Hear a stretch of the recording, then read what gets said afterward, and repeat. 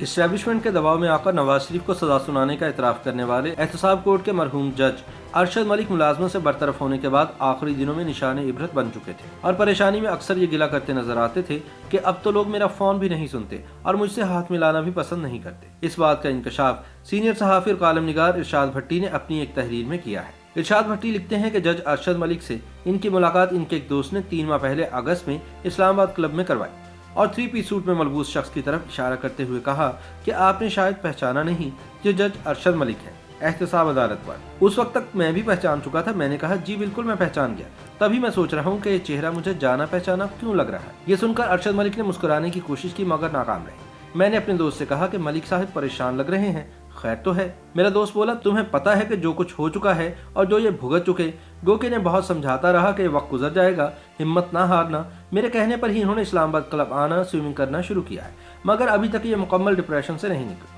یہ سن کر میں نے ارشد ملک کو پہلی بار مخاطب کرتے ہوئے کہا کہ ملک صاحب جو ہونا تھا ہو گیا، اب ہمت کریں، اللہ سے مدد مانگے، روزانہ صدقہ دیں۔ مشکل لمحوں میں جب بندہ اللہ رب العزت سے رجوع کرتا ہے، اس کے سامنے گڑ گڑاتا ہے تو اللہ مشکلیں آسان فرما دیتا ہے۔ ارشاد بھٹی کے مطابق ارشد ملک کہنے لگے کہ بس اسی اللہ کی ذات کا سہارا ہے، آپ نے میرے لیے دعا کرنی ہے۔ میں نے کہا ضرور، میں بھی دعا کروں گا اور ہمارے ایک بزرگ حافظ صاحب ہیں، ان سے بھی آپ کو پڑھنے کے لیے جو کچھ لے کر دوں گا اللہ فضل کرے گا۔ پھر میں نے حافظ صاحب کا مختصر تعارف کروایا، تسبیحات کی اہمیت بتائی تو ارشد ملک کے چہرے پر پہلی بار زندگی کی رمق نظر آئی۔ کہنے لگے کہ پلیز آپ نے یاد سے پڑھنے کے لیے کچھ لے کر دینا ہے۔ یہ کہہ کر ارشد ملک نے اپنی جیب سے موبائل فون نکالا، مجھ سے میرا نمبر لیا اور اپنے موبائل میں میرا نمبر سیو کیا، اور جب ہم ایک دوسرے کو خدا حافظ کہہ رہے تھے تب بھی مجھ سے کہا پلیز حافظ صاحب سے مجھے پڑھنے کے لیے ضرور کچھ لے کر دینا ہے۔ میں نے کہا جی انشاءاللہ۔ اگلے دن میں نے حافظ صاحب کو ڈھونڈنا شروع کیا، مگر ان سے رابطہ کرنے کے مخصوص اوقات میں تمام تر کوششوں کے باوجود رابطہ نہ ہو پایا۔ منگل 1 ستمبر ارشد ملک نے کال کی، میں پروگرام ریکارڈنگ میں تھا، کال اٹینڈ نہ کر سکا۔ چند لمحے بعد ان کا میسج آیا، السلام علیکم، please attend call, M Arshad Malik جج۔ میں پروگرام سے نکلا، ایک دوسرے پروگرام میں چلا گیا، انہیں کال بیک کرنا بھول گیا۔ اگلے دن 2 ستمبر کو ان کا دوسرا میسج آیا، سوری آپ کو ڈسٹرب کر رہا ہوں، بس آپ کو یاد دلانا تھا کہ آپ نے مجھے حافظ صاحب سے پڑھنے کے لیے کوئی وظیفہ لے کر دینا ہے۔ اس پیغام کے بعد میں نے ایک بار پھر سے حافظ صاحب کو ڈھونڈا، عجیب اتفاق، اس بار بھی حافظ صاحب نہ ملے۔ 2 دن بعد میں بھی بھول گیا اور پھر ارشد ملک کا بھی کوئی فون نہ آیا۔ ارشاد بھٹی لکھتے ہیں کہ آج مجھے یہ سب کیوں یاد آ رہا، اس لیے کہ میں نے ٹی وی پر ارشد ملک کے انتقال کی خبر سنتے ہی بے یقینی کے عالم میں جج اور اپنے ایک مشترکہ دوست کو فون کیا۔ وہ اتنا دکھی تھا کہ اس سے بات ہی نہیں ہو پا رہی۔ بتانے لگا کہ ارشد ملک ہر ہفتے کہتا بھٹی صاحب سے کہیں کہ مجھے پڑھنے کے لیے کچھ لے کر دیں۔ میں نے دوست سے پوچھا کہ ارشد کو کیا ہوا؟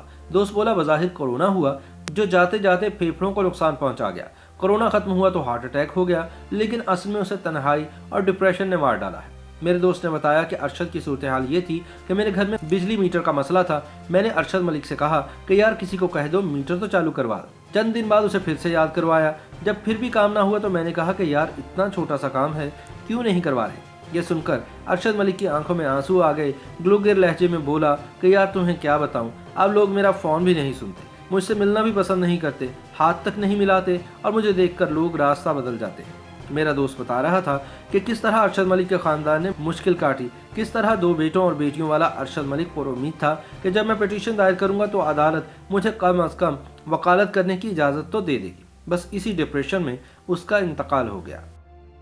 YouTube پر گوگلی نیوز دیکھنے کے لیے youtube.com کی سرچ بار میں googly news T V type کریں۔ گوگلی نیوز کے پیج پر سرخ رنگ کے سبسکرپشن والے بٹن پر کلک کرنا نہ بھولیے۔ YouTube پیج پر اپلوڈ ہونے والی ویڈیوز سے باخبر رہنے کے لیے بیل آئیکن پر کلک کیجیے۔ آپ کو ہر نئی ویڈیو کے بارے میں نوٹیفیکیشن موصول ہو جائے گا۔